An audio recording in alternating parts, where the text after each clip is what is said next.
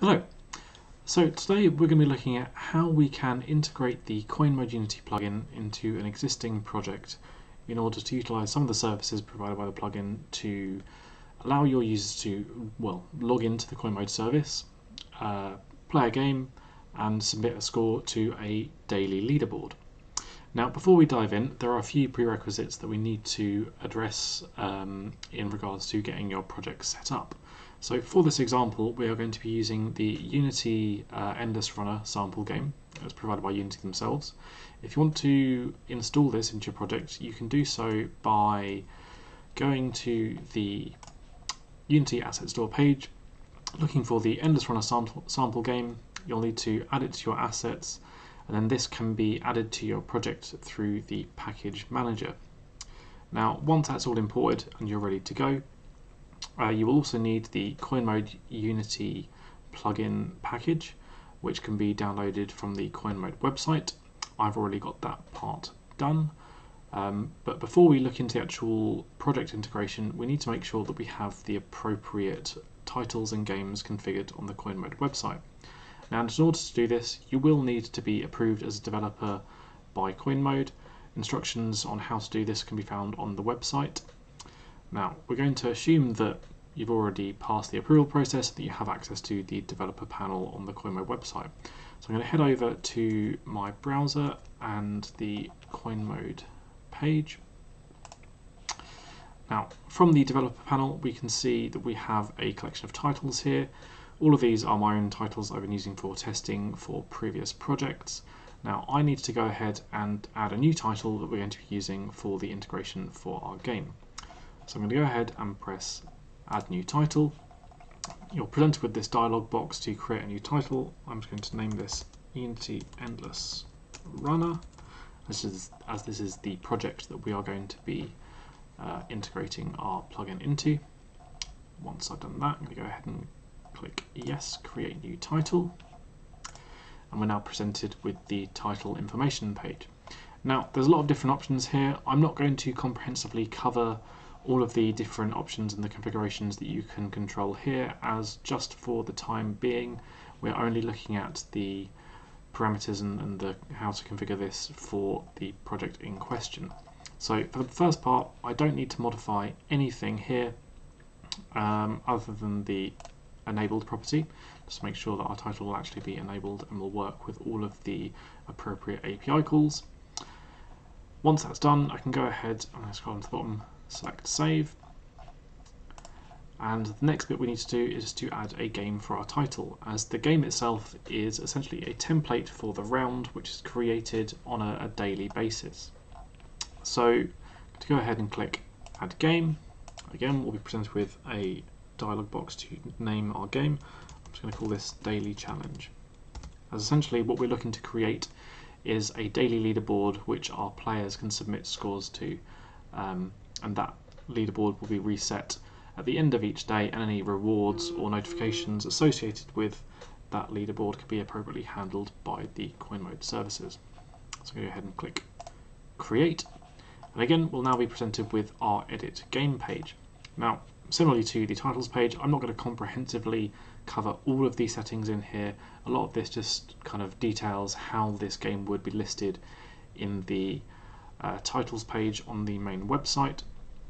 So I'm just going to go ahead and modify the settings that I know need to be adjusted for the game in question. So we're going to go into rounds to be created, and this just simply describes how the rounds for this game would be created by either the CoinMode API automatically or manually within the game itself. So as this is a daily challenge, we don't really want our users creating these manually, so I'm just going to go ahead and click Auto Create Rounds. This will then give us a date range in which we want our rounds to be created from. Now, for the purpose of this tutorial, I'm just going to select today's date and then some arbitrary date in the future, so 1st of May, let's say. So this would run for a few months, and then after that period of time, no more rounds would automatically be created. Now, the next section to review is the next round settings. And again, there's lots of different ways you can configure your project, but for the time being, we don't actually need to modify any of these settings. If we scroll down to the round template settings, we can see that the round will automatically close after a set duration, and it's set to end in a day's time. So this round would end at the end of a 24-hour period and kind of fits in with the desired template that we want for our game as is. I'm going to go ahead and just select save, and that pretty much sums up all of the configuration that we need for our project as is. Now, the important information that we're going to need later on when we come to actually the integration of the plugin is the game ID and the title ID, and we'll look as to why these are important shortly. So I'm going to go back into Unity here, and now we're inside of Unity. As we can see, my project has already been set up with the example game. I'm just going to double click on my package for the CoinMode plugin to import that. Now we can see we have a long list of assets here, and these are all of the core components required for the plugin to work. Now, there are multiple levels in which we can kind of integrate the plugin, multiple different layers in terms of functionality and the kind of predetermined capabilities of this plugin. We're just looking at the UI layer, so most of the heavy lifting of which API calls to make, how we present the UI to the player, is all going to be handled automatically for us by the actual functionality of the plugin itself. Now, all of those are ticked, so I'm just going to go ahead and press import. We'll wait for that importing process to complete. The CoinMode plugin has been imported into our project. We're going to start by heading to the toolbar at the top here, selecting the CoinMode button and opening the settings panel. Now, everything that we need to configure for our project is editable through this panel here. As we can see, there's an awful lot of different settings and options that we can choose from here. However, we are really just going to cover only those that are needed for this particular project type. For more information on the settings and what each option does, there will be further tutorials in the future, as well as full documentation on the CoinMode website. So, for our game's configuration, the first thing that we need to grab is our title ID. Now, it's worth noting that in my current example I am using the staging environment, so all of the properties that I am using are related to the staging environment as opposed to production, and there is this little helpful drop down here environment where we can set staging or production. Now, by default this is set to staging. However, if you are using the production environment, please make sure to change this, otherwise none of the appropriate API calls will kind of return as you expect. However, if it is incorrectly configured, you will receive logs in the console to inform you that your title either hasn't been found in that environment or it's not correctly set up. So if I head back over to the CoinMode website and the Endless Runner title, I'm going to quickly copy my title ID, head back to Unity, paste this into staging. Now that I've set up my title ID, I need to go ahead and add a game to my project. So I'm going to go ahead and click Add Game, and now I'm presented with a bunch of different options for that. And again, we're really just going to be focused on the properties that are applicable specifically to our project. So firstly, what we need to do is we need to assign a local alias for our game. Now, the reason this is important is due to the multiple environments that we can deal with, we may have different IDs set up for the production or the staging environments. So when we call certain functions within the plugin's code base, we provide the local alias instead of having to manually switch on the environment ourselves to input either the production or the staging IDs for the game in question. So all of that's handled just through the local alias, and the plugin internally will resolve that. So for this, I'm just going to call my local alias Daily Challenge. Now I'm going to go back to the CoinMode website. I'm going to find my game and copy the game ID there. Go back into Unity, I can paste this into the staging field appropriately, and then I'm going to scroll down to the bottom and select Save Changes.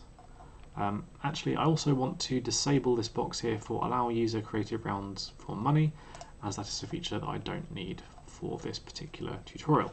So I'm going to go ahead and save that again. Awesome. So for the most part, that's all of the setup that we actually need to complete for our project in question, as really all we want to be able to do is to play the game, submit a score at the end, and then view the results of that daily challenge. Okay, so now that we have completed the required setup in the CoinMode settings, we need to start looking at the game in question or the project in question and how we can begin to add the required components to our project to enable the functionality that we want. So the first thing that we want to kind of look at is how can we enable our player to actually log into the CoinMode services. So the plugin actually provides some very simple editor functionality to enable us to add various components that handle this for us to our game's UI. Now, in the case of a blank project, we have this handy little button here, Add Title Login Component, that essentially automatically adds the required button to the UI on whatever the first UI canvas is in our project. If one doesn't exist, then we'll create one. Now, our game in question actually has several canvases already set up in the hierarchy for the loadout, the game, and the game over screens, and as well as the leaderboard. So it would just kind of pick one of these from that order based on whichever is the first one that it finds. So what we need to do in this particular example actually is I'm going to go ahead and I'm going to duplicate one of these canvases. I'm going to use the loadout one. I'm just going to delete all of the content from within there and then rename this to login canvas. And the reason for doing this is that if we already have a canvas selected in our hierarchy, we can see that obviously we have the canvas already set up here.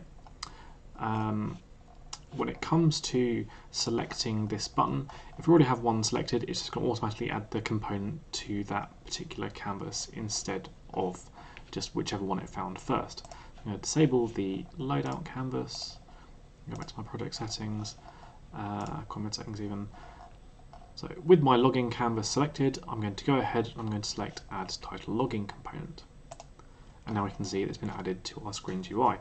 Now obviously this button at the moment is a little bit on the small side, so there's a very simple solution to this. We can go to our title login component in the inspector panel and we have this nifty little size parameter that we can use to scale this up to meet our desired size. I'm just going to set that to 2 for the time being.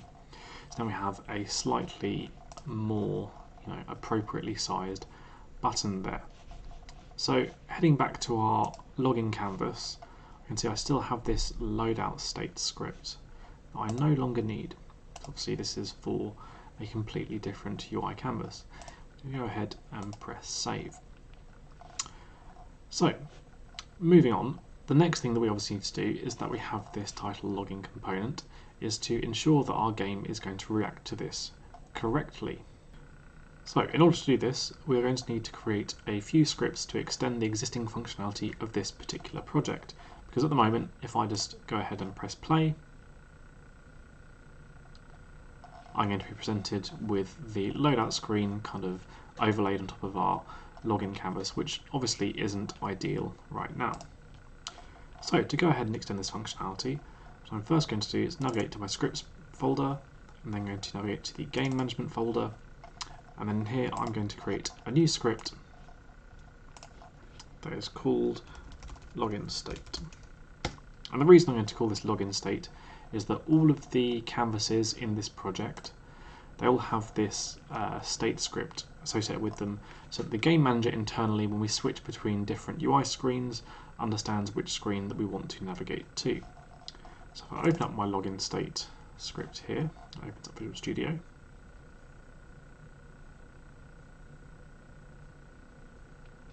The first thing that I need to go ahead and do is I'm going to remove all of the automatically generated code within this class and then change the base class of this from monobehavior to a state. And this is because this is the actual base state class that all canvas components or all of the UI components that relate to different game states derive from and are required to have in order to work effectively with this project.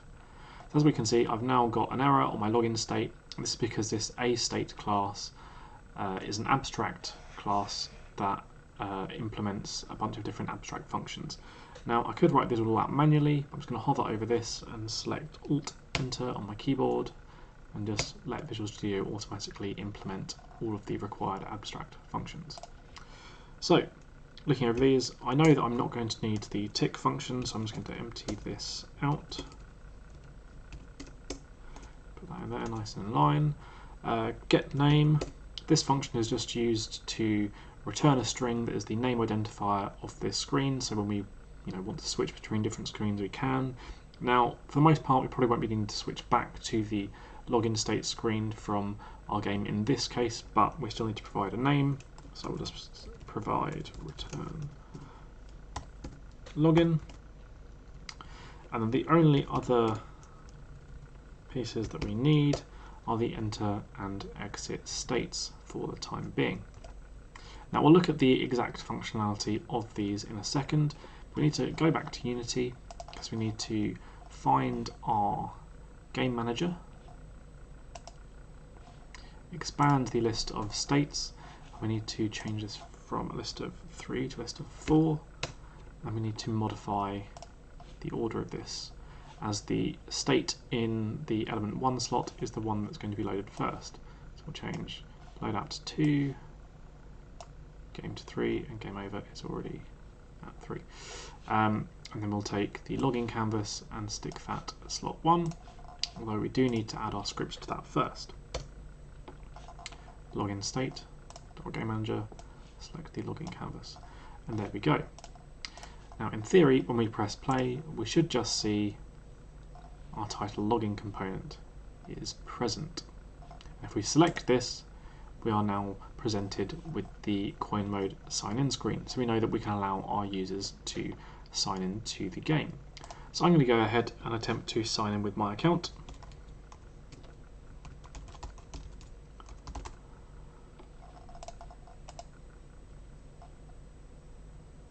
Okay, and I've been successfully logged in. However, at the moment, not a great deal is happening. We're just kind of presented back with the title login component, which obviously isn't very useful in the context of our project. So what we need to go ahead and do is start adding some code to our project in order to handle what events we want to broadcast, in order to switch the various states to show the loadout screen, etc. once login is completed. So go ahead and exit play mode. And now I need to go back to my Visual Studio project to start adding some code to our login state script. So all that I want to do, first of all, is I want to create a new function at the bottom of my script. I'm just going to public void on login success.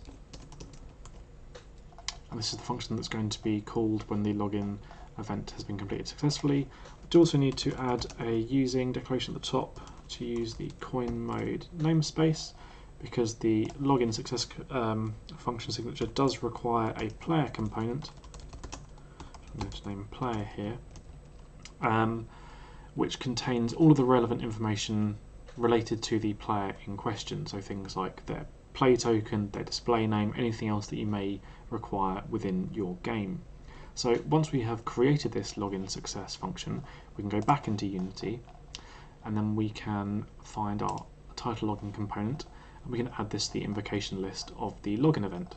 So if I select the plus button to add to list, I'm going to drag in my login canvas to the object slot, select the login state, and then from the dynamic list of functions we can see on login success is there.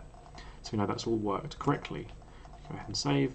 I'll return back to Visual Studio, because now we need some sort of code to actually execute when this onLogin success function is run. So what I'm going to go ahead and do is I'm going to get my game manager as part of the current project setup, and from this I'm going to call the switch state method. I'm going to pass in the state name of loadout, as this is the kind of normal default screen that we would see within the project. Now that will switch from the current screen to the loadout screen. However, we need to provide some information in the enter and exit states as to what we want our login screen to do. And simply I'm just going to do GameObject.setActive to true when we enter, and then false when we exit, so that we know that the actual canvas that state is attached to is going to hide itself when we open the loadout screen. So if we go ahead and return back to our project, I press play.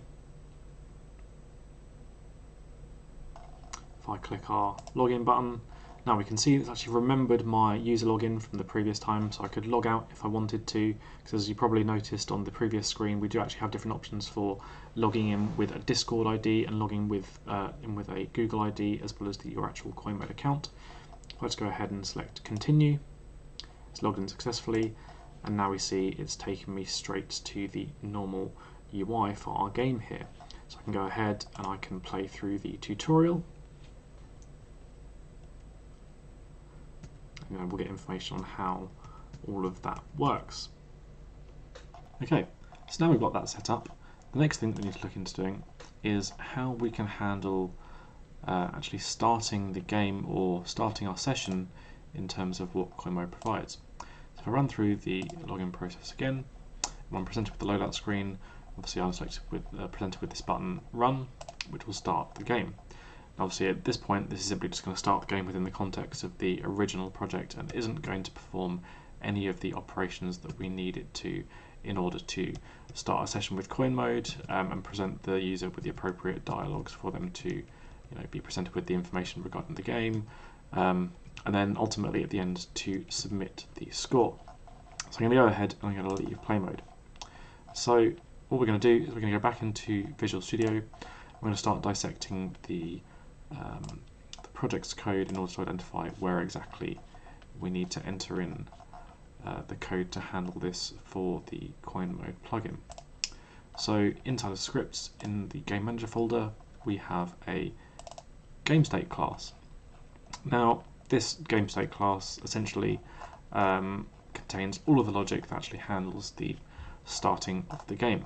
And we can see here it has the similar enter and exit functions that we are familiar with from the login state that we created.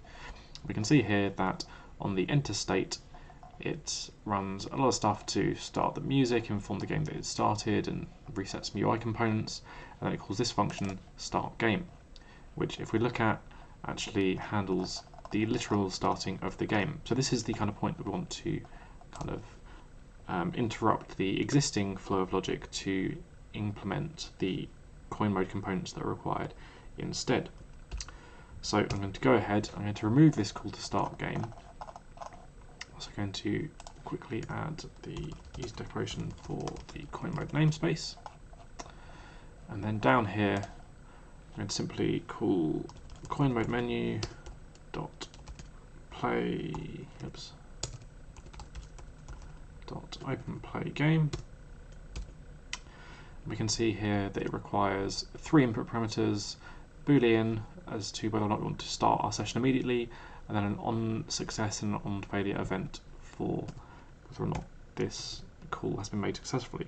So I'm going to go ahead and pass in true initially because I want the session to start immediately. Because what we're going to do is on the success response we're just going to call the existing start game functionality to kind of keep that flow roughly the same. And I'm going to just type in the name of my function I want for my success response on play game success. Now this isn't an existing function in my code, but obviously thanks to Visual Studio's help I can just quickly generate a method that matches my signature. And we can see here that it has an input parameter of the session, and this will be the session that's been created. And now for the second parameter we need an on failure event, so I'm going to create on play game failure. And similarly as before, generate that. Let's just order these. Okay, now for the time being I'm not going to do anything here because the actual error message for this would be presented to the user in the UI anyway. This is only for certain specific situations in which your game may want to respond specifically to a failure to this event, but for the most part if you're using the CoinMode menu it's kind of all handled for you. So the plugin handles reporting for you. There we go. Now on play game success, all we want to do at this stage is just call start game. Now there will be some more that we need to come back to this script and do in a little while, but for the time being, for the purposes of testing, that's all we need right now. So we go ahead, make sure that's all saved, Return to my game.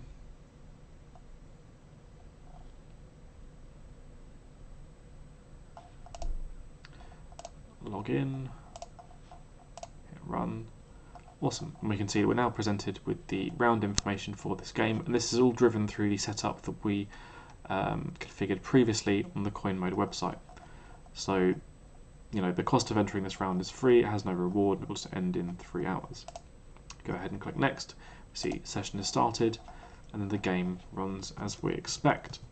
Now I can play through this, but at the end, for the time being, not a lot's really going to happen because we're relying on the plugin to start this session, but we haven't added any code to handle when the session would be concluded.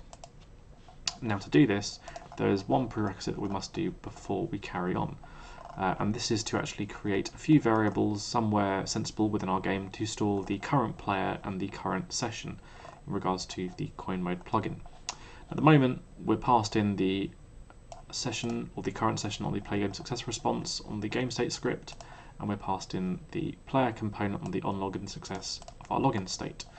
Now I'm going to need both of these components kind of from a sort of a global stance within our game, so I'm going to go ahead and head over to our game manager. As I know, this has a singleton instance attached to it, and this is actually passed into all of our state scripts. And on here I'm going to create 2 new variables. Before I do that, actually, let's make sure I'm using CoinMode. Got to make sure we include that namespace. I'm going to create a public player component. Call this current player. Default to null. And then I'm going to create a session component. Let's call this one current session. There we go. So now we have some variables that we can assign to from our responses, and then we can access these later on when we need to for the various calls that we're going to have to make for things like stopping the session or retrieving any other kind of relatable data later on. So first things first, in my login state on the login success, I'm going to go ahead and I'm going to do manager.currentPlayer equals player. And then on the game state, I'm going to do very similar and just do, what should we do? Manager.current session equals session. Awesome. So later on when we need to access this session and the player, we can come back to the variables on the game manager, and we know that those have been set up, and so they will contain all the data that we need to handle this appropriately. So similarly to our game state and our login state, there is also a state class for game over, and this is where we're going to need to handle the submission of our score. So there's actually quite a few things that we're going to want to modify within this game over state, and this is just to support various different kind of functionalities that the CoinMode plugin offers. So we can see that there's actually some logic here to open a leaderboard, and this is just generated from some local data within the plugin, and there are various places within the UI that you can open a leaderboard. Now, given that the CoinMode service actually provide us with a high score table and the UI has a leaderboard component in that, we're going to look at actually replacing these calls with the logic required to open the leaderboard to view the scores associated with the current round. Obviously, before we do that, we need to actually submit the player's current session score. I'm just going to do this on the enter state of game over.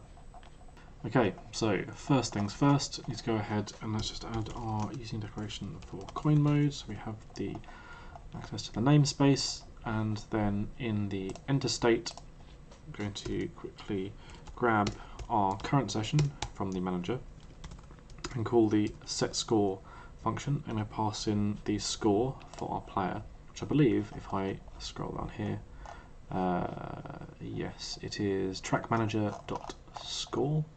That's where this value comes from. I'm going to go ahead and call CoinMode menu submit session score, and we pass in the current session, so obviously manager, current session, and then a boolean as to whether or not we want to display results, and this essentially just gives us a nice formatted screen that tells you your placement in the leaderboard and then actually allows you to automatically view the high score table. So I'm just going to pass in true to this. Now that's all done, hopefully, if this has been done correctly. We go back to our game.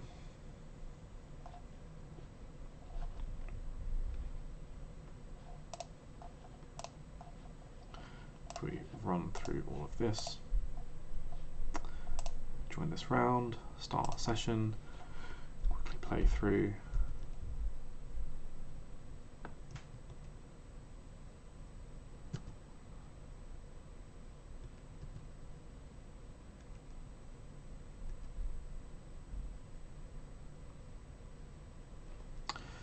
Awesome, select game over, and there we go. You can see that the results screen has been overlaid on top of the UI that we'd normally see at the end of the game.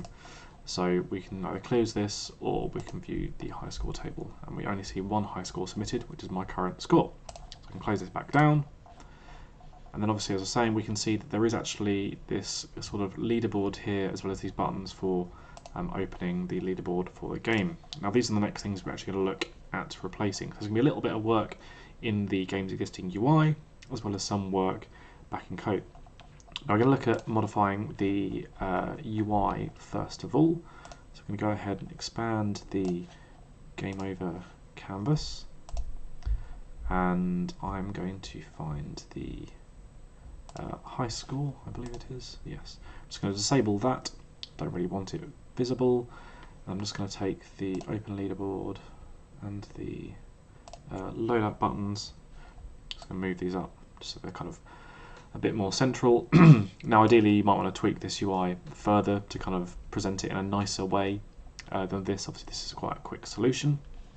Okay, so those are all my UI changes done. Quickly save the scene. And we're going to return to our game over state screen.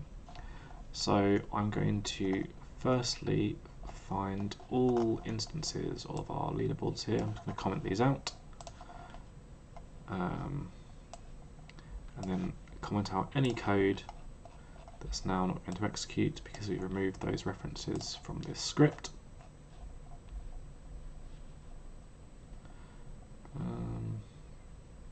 Yep, that's unrelated. Now here we actually see that it's storing some player data, and it's using an entry field on the input to display the player name. Now this is kind of unrelated, it's not really going to be using this data, but just to kind of satisfy the logic that would have existed in the game as it is, I'm just going to replace this with manager.currentPlayer.displayName.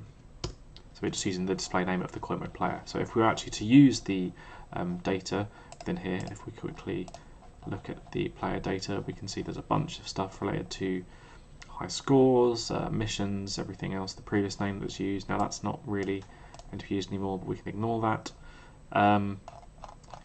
This will now rely on the display names provided by CoinMode based on your account, instead of relying on just some manually inputted name. So let's go back and review the other points in our code that we want to modify. So I think that for the most part has done it. The only other thing I want to do here is in the open leaderboard function, I want to actually open the CoinMode leaderboard, and to do this I will do CoinMode menu dot open high scores. There we go. That will simply open the high scores for the current round. And so I can go back to Unity here, make sure that that's all saved.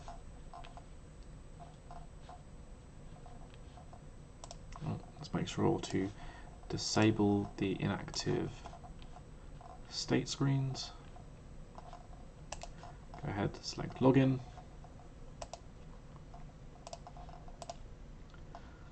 Run through the game as normal.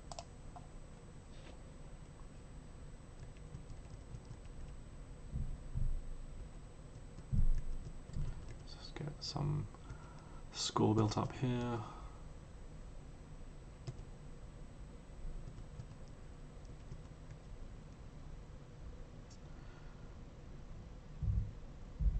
Excellent. Just with the game over screen. We see what I scored, my placement. I can view the high scores from here, see my previous score, my current score. I can close that down, and if I select leaderboard, it will now open the high scores for that round as well. So now we actually know how to view the leaderboard as well as just present it at the end of the game. If we go back to the main menu, we also have a leaderboard button down here.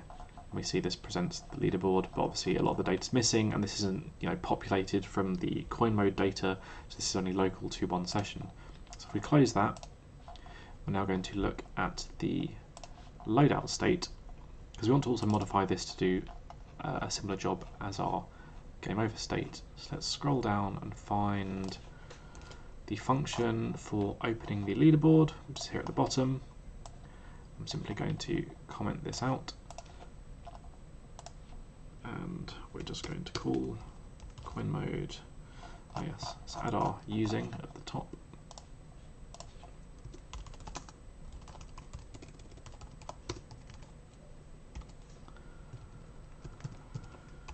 CoinMode, oh dear, CoinMode menu, I'll open high scores.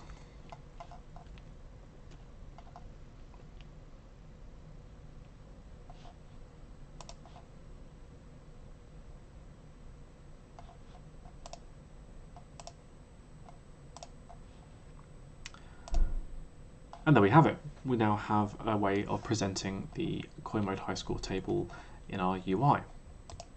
Now, one thing that is worth noting as well is obviously the size of the UI here, or the screens in general that has been presented to us, may not be 100% appropriate for our game. Now, this is configurable from the CoinMode settings on this menu resolution panel. So I'm going to go ahead and just set this actually to 900 by 900, as this is just the source resolution that is used when the canvas is created for that menu component as the reference resolution. Now again, more information on this is available in the full documentation for the plugin. Yeah, it's maybe a little bit better, could probably make that a bit smaller.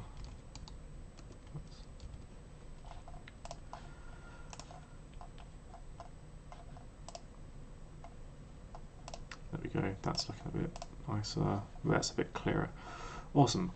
So we do have options to tweak that. Now obviously dependent on your resolution or your screen type, this is probably a little bit too large now, we can tweak these values.